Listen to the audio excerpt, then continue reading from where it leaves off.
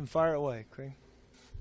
Obviously, we knew that defense was really good. You guys were able to put up some points, but also I'm sure you're thinking about some missed opportunities. So as you kind of think on the game as a whole, how do you balance out the production versus the missed opportunities considering the opponent? It's a unique game to come away from. I rarely play a game where I felt like we had everything we wanted offensively throughout the entirety of the game. There really wasn't a lull or a stretch where we weren't able to move the ball.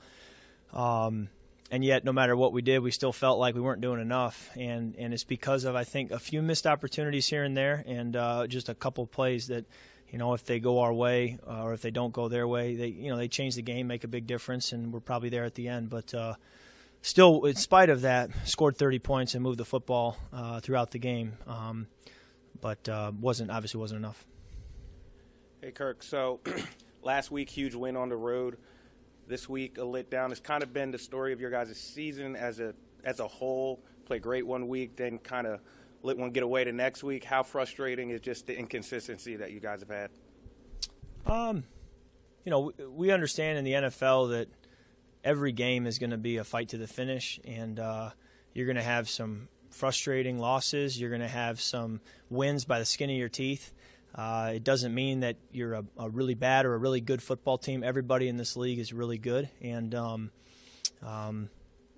we just have to learn from these tougher losses where we came up short and point to the plays where we weren't good enough that end up causing the loss and try to prevent the mistakes so that they don't happen again. You guys seem to be able to run the ball early. You were scoring early, and then in a very brief period, things came undone. Can you talk about the interception, what you saw, what happened on that play? Yeah, I just felt some trash at my feet and just wasn't really able to transfer my weight and just kind of tried to touch it over the line. But the ball was high to Jamison, and then there's a defender, zoning defender behind that, and who catches it. So that is the challenge of playing this position. Is you put the ball in the air 45 times, you're making split-second decisions. There was trash at my feet all game long, and one play, one throw that's a foot too high can be many times the difference in the entire game. And, that's where it becomes a challenging position and can be very tense throughout the game. Kirk, obviously Maurice, first opportunity, made a circus catch. What did you think of that play, and what do you think he can give you moving forward? He's been doing that in practice now. He made one earlier this week that was, a top 10 type play, one-handed catch. So it wasn't too much of a surprise to us. We were so excited to have him become activated because he's practiced at a level that was deserving of that last year as well. And at the end of the season last year, he probably didn't get quite as many opportunities as he or we would have liked. But I think we're excited about him going forward and what he could bring to the table. And on top of that ability and those hands, being a natural receiver, he's the right kind of guy. He understands the run game well. He blocks well. He does his job. Very unselfish. The right kind of guy for your team. So you seem to have a little bit more time in the pocket in this game. Do you feel like your offensive line is starting to come back? It helped having them back. There was still, that's a good defensive line, and they were doing a lot of different TE games and twists and things to make life tough for us up front. But we got the ball out of our hands, and receivers were getting open and finding ways to avoid the sacks until the last play. You talked about last week of wanting to build on that last catch that Josh had and trying to take the top off a defense like that. How hard was it based off of their coverage as they seem to be rolling a lot of safety help his way? And are you noticing more teams already, even though he hasn't done a lot in this league, that they're already respecting his deep ability like that?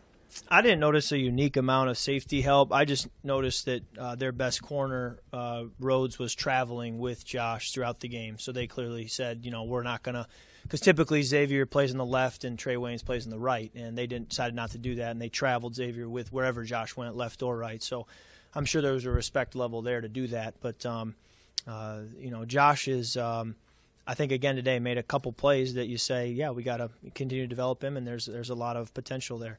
Falling down on the play in the tight red zone is just unfortunate. I don't know what to do. It was a great design. It was open. It just was unfortunate. And then when you do get the chance to throw deep to him, you had that seam ball, the inside seam, where it's more on a line probably than you'd want it in hindsight, but I think there was some pressure in your face. How difficult is that as a quarterback to try to judge a guy running down the field as the rush is coming at you like that? Yeah, the key there is the one earlier in the game I think you're referring to that we hit, was too long in the end zone. The safety, he's in the middle and he jumps the special route, I think, which was Terrell running it. And, you're just trying to be aware of the safety's ability to baseball turn and go back and still make a play on it. And so I threw it further than than we would have wanted to complete it. But I also was aware that the safety could potentially redirect. And so that was tough. And then the one at the end of the game, the DB made a good play, but that one there too, we had an opportunity. Two things. With 5 minutes to go in the game, there was a 4th and 1. You went with a sweep, if you could talk about that for a second. And the 1st and goal at the 3 and the near misses there, including the one on 3rd down that was just off. Yeah, in that red zone series there, we had the boot play where Josh fell down. I don't know what to tell you. Unlucky. 2nd down, Crowder's open at the front pylon. The ball's thrown, a little bit back towards the 1 yard line, and it was a tough catch, and we didn't come down with it. And then the 3rd down play, I didn't pull the trigger. It was cloudy, didn't want to throw it into coverage, so then I broke out to my left and tried to throw Jamison open on an off-schedule play, and the ball was there. He just got hit pretty good, and the ball popped out. 3 plays where people were open, but just didn't come down with a touchdown. Unfortunately, that goes back to the missed opportunities. And then the 4th and 1, we had been good in short yardage with similar plays earlier in the game, and we came back to a play that we had run earlier that was similar to plays we'd run earlier, and it just didn't hit, didn't work. Kirk, I asked Jay the same question. I'll ask you. Do you have any sense you're losing home field advantage in the stands, the team? Referring to like the number of Vikings fans or just our play? In the stands. Yeah. I think the advantage comes by playing well. I think, when we played the Raiders, I remember, we shut their fans up pretty good, and then they made a play and got back in the game, and suddenly they were really loud, and we felt like we didn't have that advantage for a time, and then we quieted them down again by playing well, and we felt like we had it. So I think we've got to put a product on the field that, people have something to cheer about, and they're dying to cheer for us, and when we have done that, it's been a great place to play, and that's the dream, is to put a product on the field where it's the toughest ticket in town, and the place is rocking, and it's all burgundy and gold, and that's what we have to create and build. That's the vision. There's still a lot of football to go, but yet other teams in the division are starting to get away from you guys. What's the level of desperation around here now? I don't know that I view it that way. I think we just play our schedule, and we view it as now we focus on the Saints. I've never gone into a game not desperate. I've never, 0-0, the first game of the year, I feel a desperation when I play, a sense of urgency. It matters to me greatly. So, it doesn't really affect the way I go about my business as a professional. There's desperation every snap. So, there will be a sense of urgency this week, but, shame on us if it isn't there every single week. Thanks, Kirk. All right. Thank you.